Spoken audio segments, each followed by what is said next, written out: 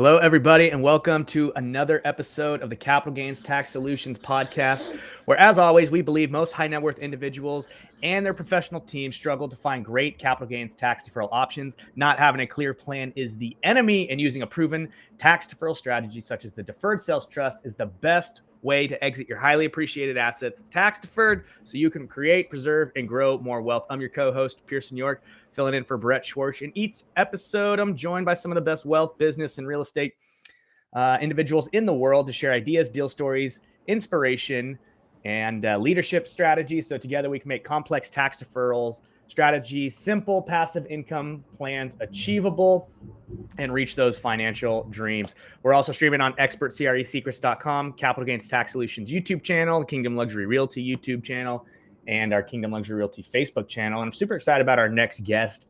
He's a serial entrepreneur, been growing and just expanding businesses and directing their growth patterns through just market analysis. And he's actually a real estate investor for a long time and has started a hard money lending fund. And so we're very excited to have Ruben Izgelov in the house. So Ruben, how you doing, my friend? Pleasure. Thank you so much for having me, Pearson. You got it, my friend. You got it. So, Ruben, how'd you go from serial entrepreneur to I'm going to start loaning money out? So it all happened coincidentally, and I got to tell you, it's all due to the American dream.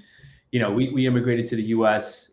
In the 90s. I was about 6 years old, and I, lived really modest means. You know, we lived in a one-bedroom apartment with about 9 people, sometimes even 12.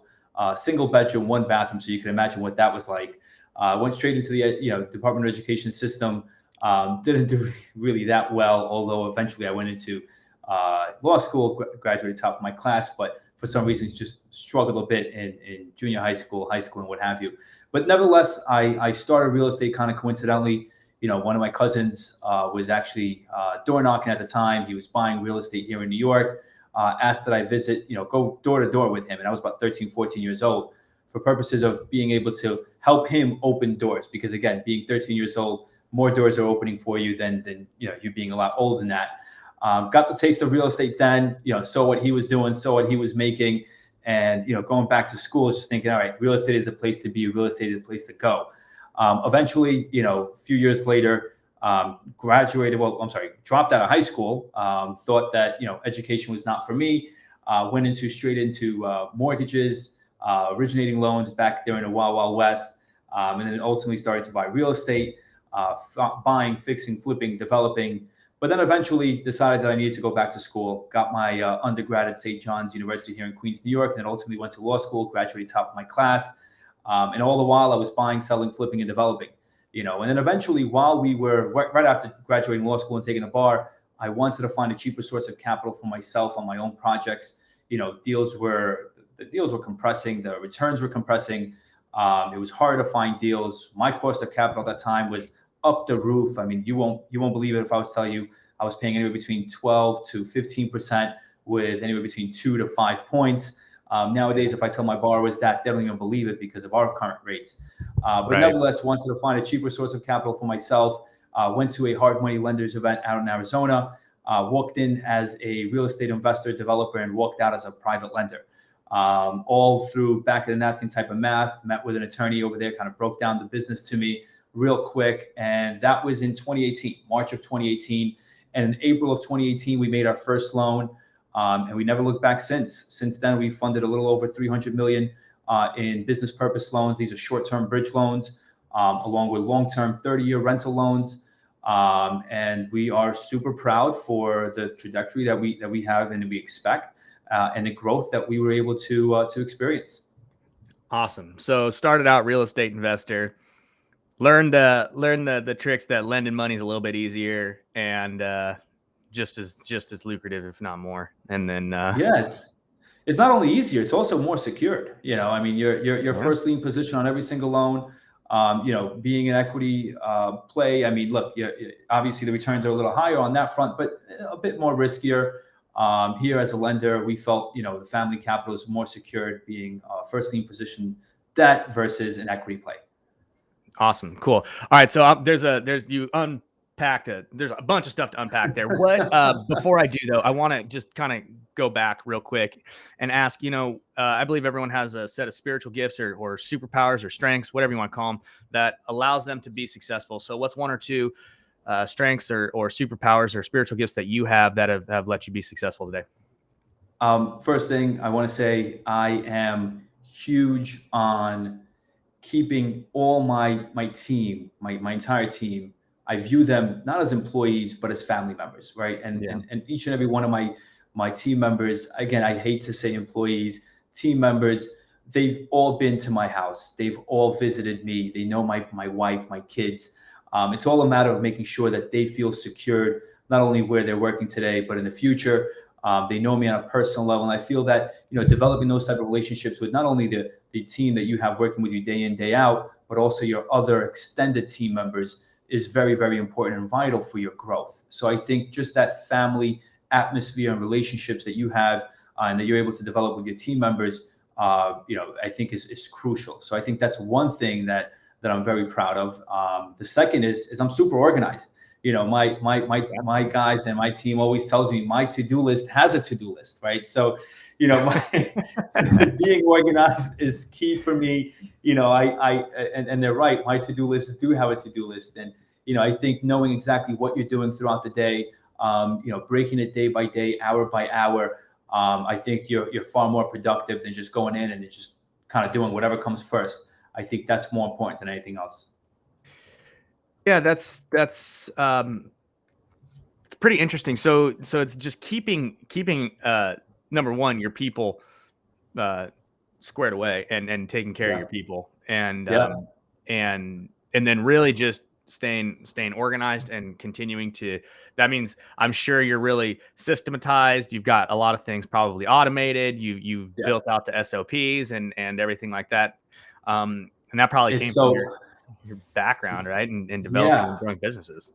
And I'll tell you this much. I mean, it's a never-ending cycle with technology and systemizations and processes. Just as soon as you think you've systemized something and you've made it perfect, you realize that there's a gap somewhere. There's some improvement that you can add, and it just never ends, which is a good thing, right? That's the purpose of growth, and you're evolving, in your business and growing into different spectrums that you never even expected because of the constant improvement. Awesome. Cool. All right. So what's the number one secret to getting the best loan?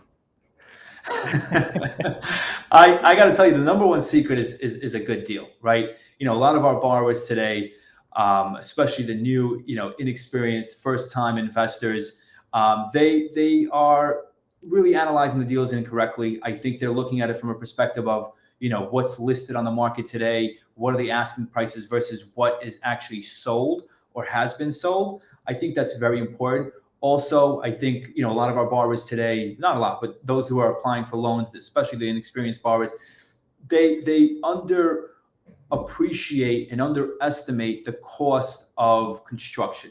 Today, supplies, the cost of supplies, the cost of material. I got to tell you, I mean, we have a project of our own right now where I expected, a scope of work and a construction budget of about 100,000, hypothetically speaking, and I'm literally at about 220,000. So I would say that some costs, the cost of supplies, the cost of goods has appreciated tremendously, and I think that a lot of borrowers are underappreciating and underestimating that. So I think just being realistic with your numbers, I think knowing what's a good deal from a bad deal, I think is really key from a lender's perspective and, of course, an investor's perspective. Because that, as a lender, would make us feel comfortable knowing that there's meat on the bone and that the borrower knows what he's doing from a perspective of investing, makes us feel a lot more comfortable. Yeah, absolutely. So how are you guys, how are you currently changing with the landscape that's, I don't even know, liquid water right now at this point, right? Like there's nothing here in Washington or, feds are raising rates. How are you guys changing and adapting to that? Yeah. So look, I mean, a lot of what we used to do, and I would say about 4 months ago, a lot of what we used to do was the 30-year rental loans, right? So our borrowers, they were buying properties, they were using us for the bridge, and we were bridging their acquisition and their construction. they would reposition the property, rehab it, rent it out, and then ultimately come back to us for a 30-year loan. That was a very, very common theme. Right. Nowadays, especially with the rates, the way in which they've been increasing, a lot of our borrowers, instead of holding on to the properties, which was their plan, and rightfully so, because of all the inflation and all the appreciation in the rents, their plan was to fix up the property and hold on and keep it in their portfolio. But with the rates increasing at the pace and at the rate that it has been increasing, a lot of our borrowers today have been repositioning, and instead of holding on the property into their portfolio, they're flipping it. And I think, from our perspective, when we're underwriting and writing a 30-year loan, we want to be careful in the fact that, we're not closing or locking in a rate at, say, hypothetically 5%, and then having to sell it or put it on our line at 7%, because then effectively we're losing money. So, we want to make sure that we're underwriting and writing these loans correctly, especially with the appreciation in an increase in the rates. So we just want to be careful and kind of tread carefully on that perspective. Yeah. Okay. So basically, no more doing the Burr method right now. You're not letting them cash out, refinance at, pulling 40 or 50 in liquidity out of the house and hitting your DTIs too high, or debt to equity is too high, and just keeping that loan to value real streamlined, and kind of encouraging them to liquidate assets instead of hold them. So we don't encourage them. I mean, we want our borrowers to come back to us instead of one loan. We want them to use us for two loans, right? I mean, it's more lucrative for us on that perspective. But we get their rationale and their way of thinking. Look, it doesn't make sense for them, right? If the rates have increased, at the pace that it has, and I'll tell you right now, 3 months ago, we were locking in loans and closing loans on the 30-year rental for right around, I would say, low 4s, mid 4s. Today, they're right around, I would say, high 5s, low 6s.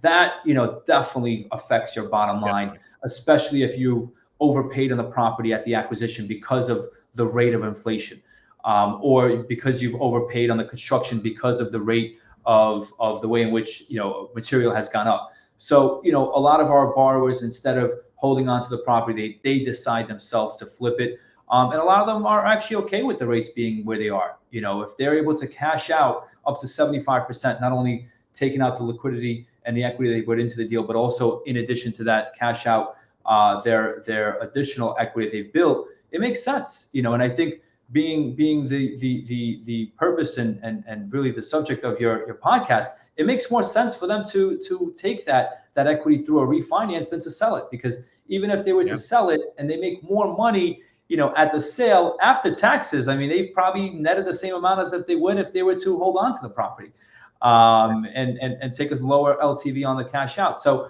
I get their rationale, I get their perspective, and I appreciate and respect it.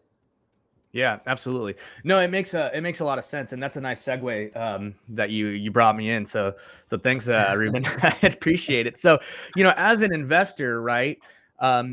Was that your strategy to kind of like maintain a safe distance from the capital gains? You would just basically burr these properties and rely on the cash out refi in order to get a little bit more liquidity, and then go out and buy another one and continue to move, or how are you kind of handling the tax flow versus cash flow struggle that a lot of people are facing today? Yeah, look, I mean, every investor's dream is to build a portfolio. And that was our dream. Again, we started very modestly. My father, like I said, came with very modest means. I mean, he had a family of 6, and he had about $1,500 in his pocket at the time, no place to go. So we had to figure things out and start very, very, very modestly and humbly. And my lifelong dream was to build a portfolio, but I couldn't do it right away, right? So originally we started wholesaling properties and ultimately fixing and flipping because we didn't have the option to hold on to the properties. We needed that extra liquidity. But then eventually what we started doing is refinancing and holding on to the properties, right? Because the cash flow is king.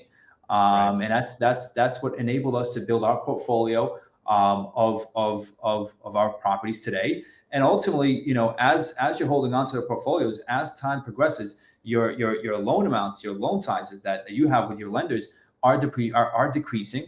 and the value is appreciating. So what you're able to do is always tap into that equity, and that's tax free.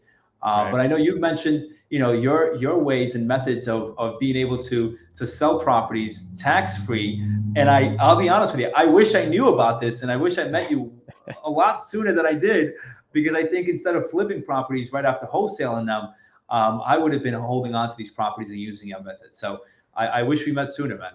Yeah, no, absolutely. It's and the thing is with this particular strategy, it's been around for 25 years. It's done thousands of closes. Right? There's a number where it makes sense, right? Like you want to have at least $1 million in net proceeds, right? And $1 million kind of gain, because at some point there's a pain level, right? Like, so you have a property, like, you buy out in Ohio. Like we have one right now that we put under contract in Ohio. Okay. And it's, I don't know, $105,000 or something like that. You put, 50 grand into it, get it up to whatever. Right. And you turn around, you sell it for 200.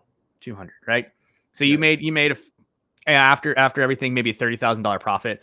Well, I mean, $30,000 profit, like in Ohio, like, even at a 30% is like 10 grand. So, I mean, like it's high, right? But it's not that high that it's like, oh my gosh, like I have like to get rid of it. Now, another deal that I'm working on right now, I live out in Newport Beach, and it's a very high end area, right? And these properties on the coast, right, are purchased for this guy's right now. And I'll just kind of do a case study with it real quick. But this guy purchased 2 properties, one on the beach, one like 2 houses like in from the beach, back in the late 80s and early 90s. He bought them for like 680 and like 550 grand each. So this guy's all in for like 1.2, right? Love and it. Fully after 30 years, totally fully depreciated, right? Like it has no basis anymore, right? He's maybe put 500, each into each one, but even then, right? The properties are worth realistically probably 9.5, 10 million, like together. Oh, wow.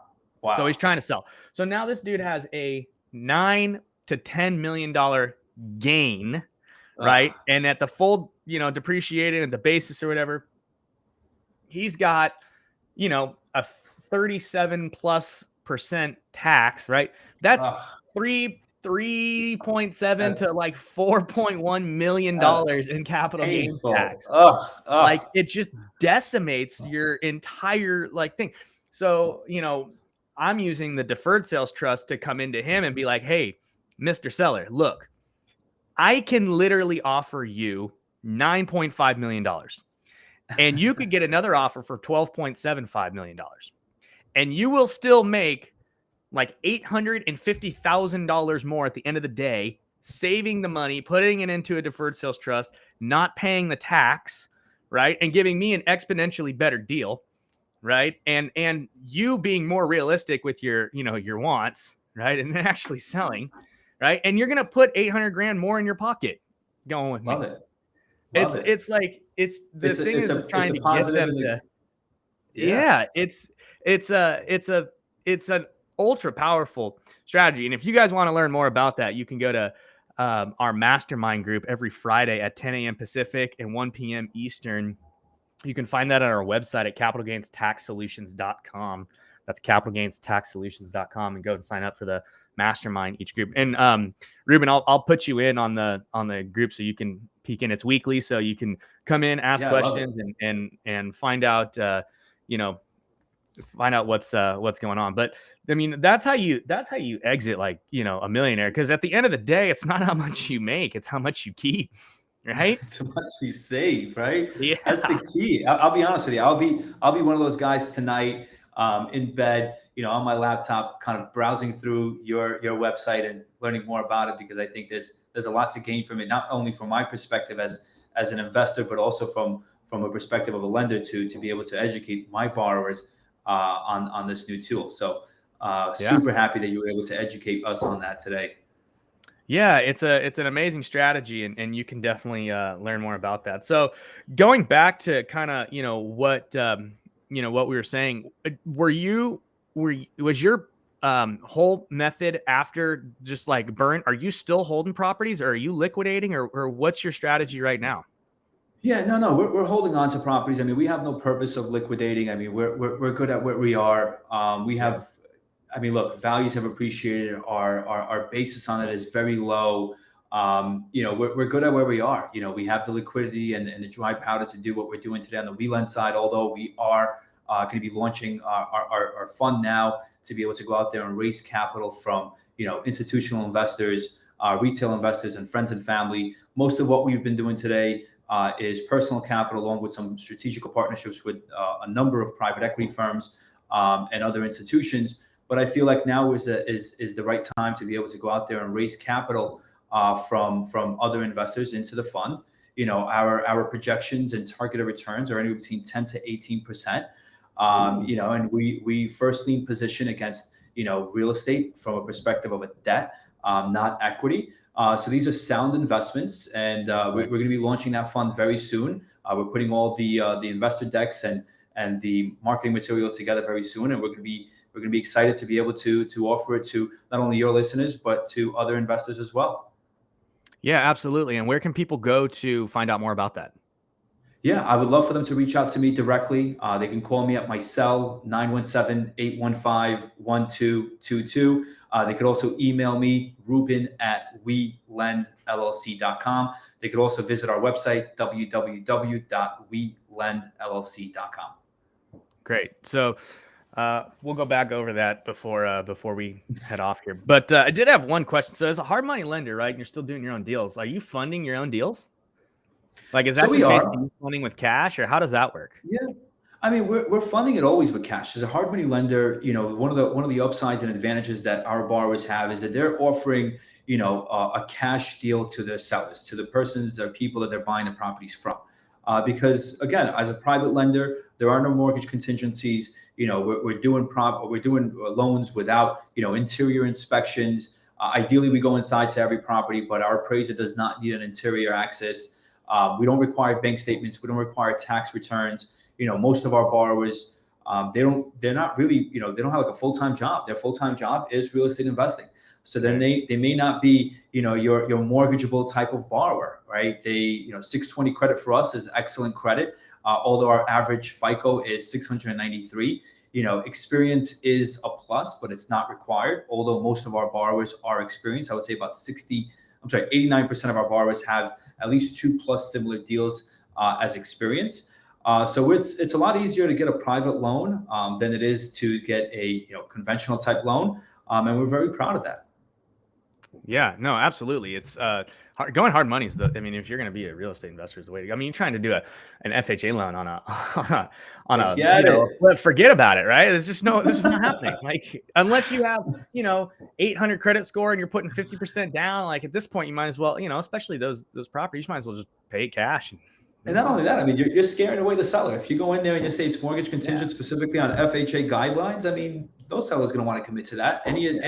Any good attorney is going to tell the seller, look, you'd rather go with the cash buyer. Yeah, maybe $10,000 less, but you're almost secured and confident of the fact that there's going to be a closing very, very soon. Right. Absolutely. Awesome. Cool. So, all right, Ruben, you ready for the lightning round? I forgot to tell you about that before we started. So I'm throwing this one on you. I'm nervous and ready. It's not that crazy of a thing. It's a couple questions. Let's do it. All right. So what is your favorite leadership quote? Do what you say, right? I am huge on the old school ways of doing things, right? Although, as a graduate of law school and so on, I understand that memorializing and papering things is very important, but I'm very big on a handshake, right? If I shook your hand, or if I gave you my word, I hold true to it. And I think that's very important, not only in life, but specifically in real estate, because a lot of that does happen. Where you have something that you negotiated with a seller, with a wholesaler, investor, a realtor, and it's just a matter of a handshake, right? And I think that it's very important that you do what you say, because you never know, you might meet this person 10 years from now, and just by you holding true to your word, will bring you a tremendous amount of deals or money in the future. So I'm a strong believer of that. Awesome. What is your favorite book? How to Make Friends and Influence People by Dale Carnegie. I'll be honest with you, I haven't read it in a very long time, but when I did read it, I read it 5 times in and out because I just felt like it changed my life. And I was a teenager back then. It changed my life. It changes your perspective, changes your relationship. And I think it's very important that each and every person read that book. And I think right after that book, I think there's a ton of other books, but one of them is How Rich Dad Poor Dad. I think that's also a very important book for every, not only real estate investor, but entrepreneur to read. Right. Absolutely. Yeah. Staples, like for sure. What Exactly. What are you most curious about right now? Most curious right now about the future of the rate increases, right? We're directly affected by it on our end. Eventually, although today we haven't been affected on it on the bridge side, we have been affected on the DSCR side, which is a 30-year rental side. Right. On the bridge side, we haven't been affected on it yet, but I think, within time we will be. We're all directly kind of correlated and connected to the rate increases, whether it's our facilities, whether it's our strategical partnerships and what have you. So I think that's the biggest focus for me right now is what direction it's going into, and just making sure that we're sitting on enough dry powder and we're sitting on the right security to be able to withstand any shift in the market. Yeah, absolutely. Awesome. All right, cool. So Ruben, we've kind of hit our mark here. I want to just give people one more chance to take down your phone number and your contact information. So how can people get in touch with you again? Yeah, they can reach me directly at my cell, the same number that my kids and my wife call me on, 917-815-1222. They could also email me directly at Ruben, RUBEN, at WeLendLLC.com. And we're also on all major social media platforms, Instagram, LinkedIn, even TikTok. Our handle is WeLendLLC. So I'd love for you guys to visit not only our social media platforms, but also our website, which is www.welendllc.com.